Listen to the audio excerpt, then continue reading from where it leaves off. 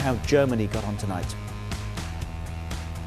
I just don't understand why these two here were as animated as they were in the last 10 minutes or so during that. It wasn't a problem, was it? No, that was nerve-wracking, I'll tell you. We were thin ice at the death there. And Andy says we'll get past 85, 2 up, but we just didn't manage to get it. But what a goal the boys scored. What an overhead kick. But what about, before we talk about that, what about Scotland tonight?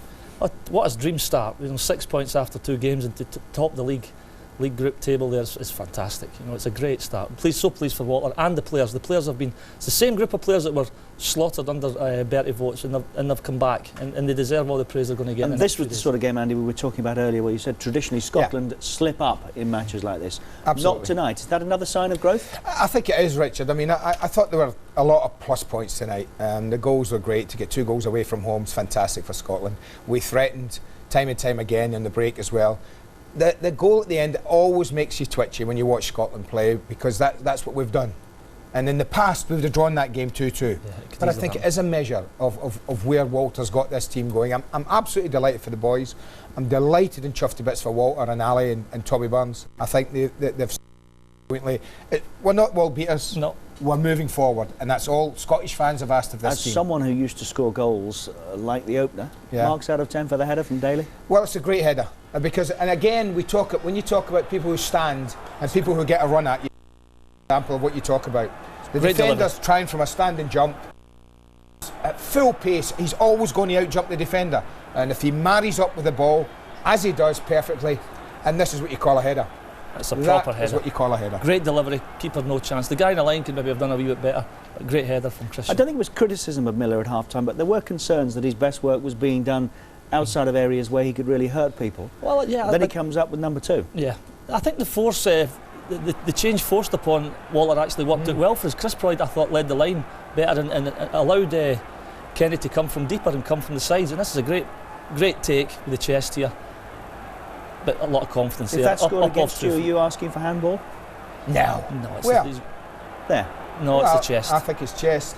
I would, wouldn't I? But great finish. But what I'm saying, that the difference with that goal, Richard, as well, is the ball was faced up, just a big ball knocked down the middle. The difference with the setup that Scotland had, it was forced upon, was Chris Boyd is a bigger lad. He was able then, he didn't win the ball, but he stopped Lithuania heading it clear. Now, if Kenny had been in that position, he might not have been able to do that. So he just kept the ball going, and as soon as it bounces, you know it gives you a problem. And Miller was allowed then to do what he does best. Now we can admire Lithuania's goal, can't we? Oh, what a goal that was. Yeah. We didn't want to see it coming, but a great goal. We had trouble though, Gary, all night with this, and this is something that Walter will address, set plays. But admire the technique. We've got to win the first header here. We don't. They keep it in the box. But then everything, the technique, everything's that's superb. Eyes on the ball, see that? Everything. It doesn't matter how many men you've got in the post. This is a goal. So the way to defend that is to win the first ball. You have to. And we didn't do that enough tonight. And when you consider we went in with 3 centre backs, and Christian Daly just in front of him after about 20 minutes, we should have won more of those headers. We didn't. That would be a worry against better teams. Do you have any concerns now about playing better teams? I tell you what, I'm really looking forward to now, because I'm really looking forward to the next game. We've got France at home. Now, the place will be jumping. The country's up 6 out of 6. First back-to-back wins at international level for over 2.5 years. And France will come to our little country. No, exactly. And they won't look forward to it. I think you've got it in a nutshell, Andy. The place will be jumping. The anticipation of the French coming, one of the best teams in the world. Glasgow will be amazing. They'll place want to to be come that and night. play a bit, won't they, and stroke the ball about.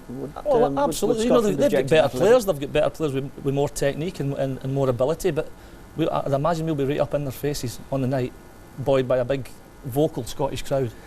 I mean, it'll be wonderful. It'll be a lovely occasion. It'll be something that hasn't happened. I mean, Scotland I'm never worried about Scotland when we go and play against a nation like France or Italy. We showed that in the last qualifying when we played Italy. We were very unlucky not to beat them at home, and only lost in Italy with 2 late Pirlo free kicks, which were special on the night. So I don't think there's an awful lot to fear in that respect. The French will not enjoy coming to Scotland and playing, because they will be at them.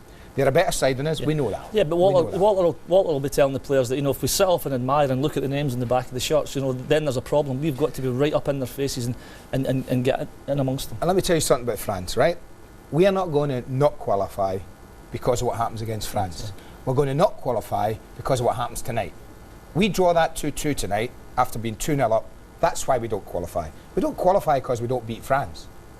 It's the other games that will determine our destiny in this group. Will that be a good trip home on that plane Oh, tonight? yes, I'm sure it will be, yes. With Mr McCoist and Aye, water. but disciplined. Disciplined, absolutely. We'll be drinking water only. I have to say, it's a while since I've seen you flying in this way. That was good. When Scotland have played. It's just been great. I mean, we're passionate about our country. The way you guys and Jamie and Glenn who Absolutely. come in No, later are passionate about England. Yeah, but the thing is, Andy, you know that a lot's been said about Bertie Vogts under his regime. I can't imagine Bertie Vogts would have been able to say what should have been said at half-time tonight. Walter Smith's one of us. You know, first half wasn't good enough for Scotland. You know, we were sitting back and waiting for Lithuania